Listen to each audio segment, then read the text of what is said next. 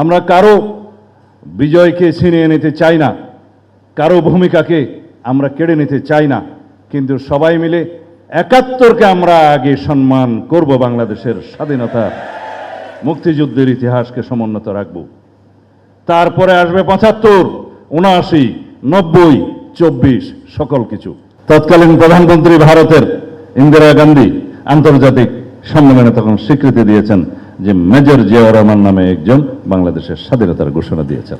স্বদেশ প্রত্যাবর্তনের পরে প্রথমবারের মতো ইঞ্জিনিয়ার্স ইনস্টিটিউটের আপনি এসছেন আমাদের মাননীয় প্রধানমন্ত্রী, বিএনপির চেয়ারপারসন,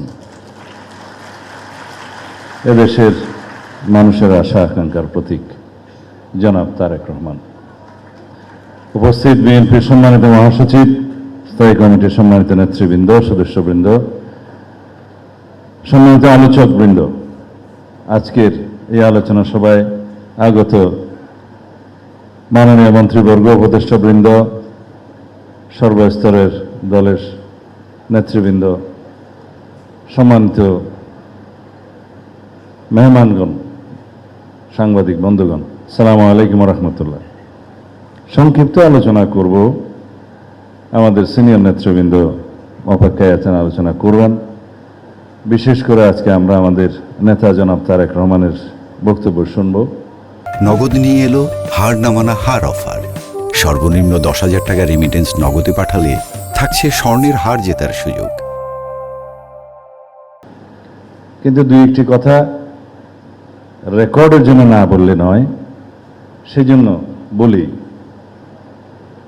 বাংলাদেশের ইতিহাস, বাংলাদেশের স্বাধীনতা ঘোষণার ইতিহাস, স্বাধীনতা যুদ্ধের ইতিহাস, মুক্তিযুদ্ধ এবং বিজয়ের ইতিহাস, শহীদ রাষ্ট্রপতি জিয়াউর রহমানের ইতিহাস, তৎপরবর্তীকালে বিএনপির ইতিহাস, এদেশের গণতন্ত্রকে রক্ষা করার ইতিহাস, ধারাবাহিকভাবে এই গণতন্ত্রকে চর্চা করার ইতিহাস, বহুদলীয় রাজনীতি, সংসদীয় রাজনীতি, তত্ত্বাবধায়ক সরকার প্রতিষ্ঠার ইতিহাস, এদেশের বারে হারিয়ে যাওয়া গণতান্ত্রিক অধিকারকে পুনরুদ্ধারের ইতিহাস, শহীদ রাষ্ট্রপতি জিয়াউর রহমানের ইতিহাস, এদেশের স্বাধীনতার সার্বভৌমত্বকে রক্ষা করার ইতিহাস, এদেশের একদলীয় বাকশালী শাসনতন্ত্রকে বিলুপ্ত করে বহুদলীয় রাজনীতি প্রবর্তনের ইতিহাস, পঞ্চম সংশোধনের মধ্য দিয়ে এদেশের মানুষের গণতন্ত্রকে পুনরায় ভিত্তি দেওয়ার ইতিহাস, বেগম খালেদা জিয়ার ইতিহাস, বাংলাদেশের স্বৈরাচার, সামরিক স্বৈরাচার বিরোধী আন্দোলন সংগ্রামে লড়াই করতে করতে এদেশের মানুষকে মুক্তি দেওয়ার ইতিহাস, গণতন্ত্রকে মুক্ত করার ইতিহাস। 1991-এর বিএনপির দায়িত্ব পালনের পর থেকে গণতন্ত্রের, সংসদীয় পদ্ধতির গণতন্ত্রের যাত্রা শুরু হয়েছিল। সেই যাত্রাকে অব্যাহত রাখার ইতিহাস দেশনেত্রী বেগম খালেদা জিয়ার ইতিহাস। অপরদিকে যারা বাংলাদেশের স্বাধীনতার একমাত্র চেতনার ধারক বাহক বলে দাবি করতেন, তাদের ইতিহাস বলি এবার। 1971 সালের 25শে মার্চ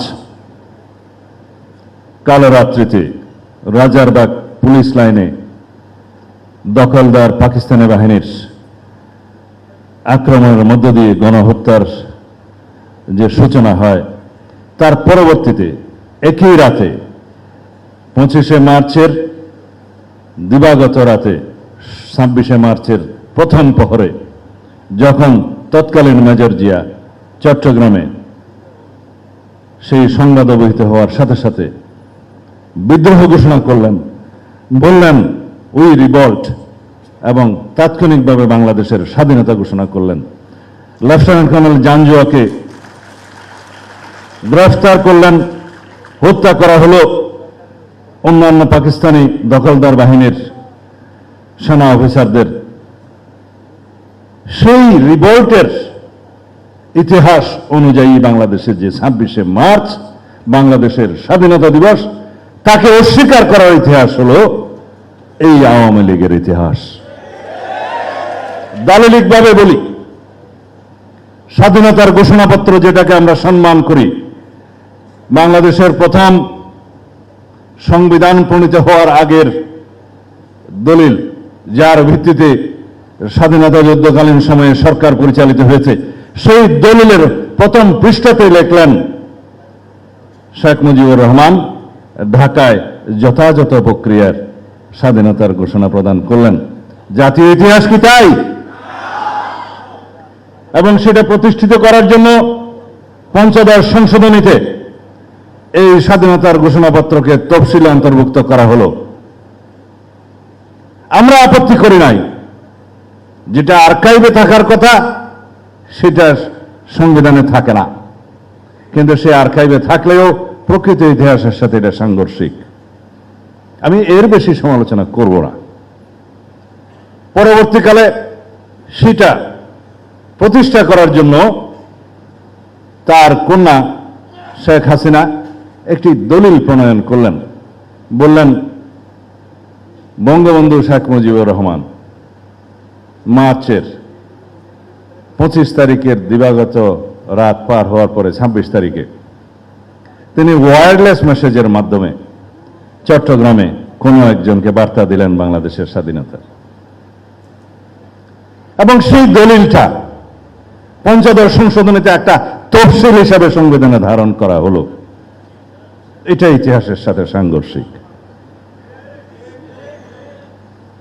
বাংলাদেশের স্বাধীনতা মিথ ও দলিল নামে একটি গবেষণাধর্মী পুস্তক প্রকাশ পেয়েছে, মাসুদুল হক সম্ভবত সাংবাদিক।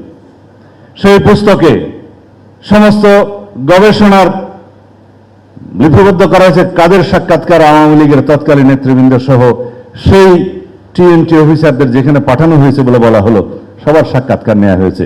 ঘটনা হলো টিএনটি অফিসই বন্ধ ছিল, ঢাকা থেকে বেতার যোগাযোগ বন্ধ ছিল। সমস্ত মিথ্যা বয়ান দলিল ওখানে তাদের সাক্ষাৎকার সহ লিপিবদ্ধ করে ঐতিহাসিকভাবে মিথ ও দলিল নামে পুস্তক প্রকাশিত হল। আজ পর্যন্ত সেটার কন্ট্রারি কোনো দলিল বই লিখিত হয়নি। আমরা বলি দলিল ভিত্তিক, ইতিহাস ভিত্তিক, প্রকৃত ইতিহাস ভিত্তিক কথা। যাই হোক, বাংলাদেশের স্বাধীনতার ঘোষণা কে দিয়েছিলেন সারা পৃথিবীতে দালিলিকভাবে সেটা প্রমাণিত হয়েছে। আপনারা দয়া করে কথা বলবেন না। তৎকালীন প্রধানমন্ত্রী ভারতের ইন্দিরা গান্ধী আন্তর্জাতিক সম্মেলনে তখন স্বীকৃতি দিয়েছেন যে মেজর জিয়াউর রহমান নামে একজন বাংলাদেশের স্বাধীনতার ঘোষণা দিয়েছেন। পুস্তক প্রকাশিত হয়েছে ভারত সহ অন্যান্য জায়গা থেকে। আমি অনেক লেখকদের নাম বলতে পারি। এবং তৎকালীন শহীদ রাষ্ট্রপতি জিয়াউর রহমানকে যখন ভারতে সম্বর্ধনা দেওয়া হয় 1977 সালে, তখনকার রাষ্ট্রপতি তিনি তার স্পিচে বললেন, আমার সৌভাগ্য হয়েছে সেই ব্যক্তিকে আজকে সম্বর্ধনা দেওয়ার, আমি ইংরেজিটা বলছি না, যিনি বাংলাদেশের স্বাধীনতার ঘোষণা দিয়েছিলেন। শহীদ রাষ্ট্রপতি জিয়াউর রহমানকে প্রেসিডেন্ট হিসেবে যখন তিনি সম্বর্ধনা দেন। আমরা বলছি না, আন্তর্জাতিক বিশ্ব বলছে, দলিল বলছে, কিতাব বলছে, ঘটনা প্রবাহ বলছে। বাংলাদেশের মানুষ যেটা জানে, কানে শুনেছে, স্বাধীনতার ঘোষণা কালুরঘাট বেতার কেন্দ্র থেকে। হ্যাঁ, 26 তারিখের পরে 27 তারিখে officially professional head of the state হিসাবে তৎকালীন মেজর জিয়া স্বাধীনতার ঘোষণা দেন। সারা পৃথিবীতে সেটা প্রচারিত হয়েছে বেতার তরঙ্গের মধ্য দিয়ে, এবং সারা বিশ্বের সহায়তা কামনা করেন। তার পরবর্তীতে তৎকালীন জাতীয় নেতা শেখ মুজিবুর রহমানের নামে তিনি আবার স্বাধীনতার ঘোষণাটি সংশোধন করে প্রচার করলেন।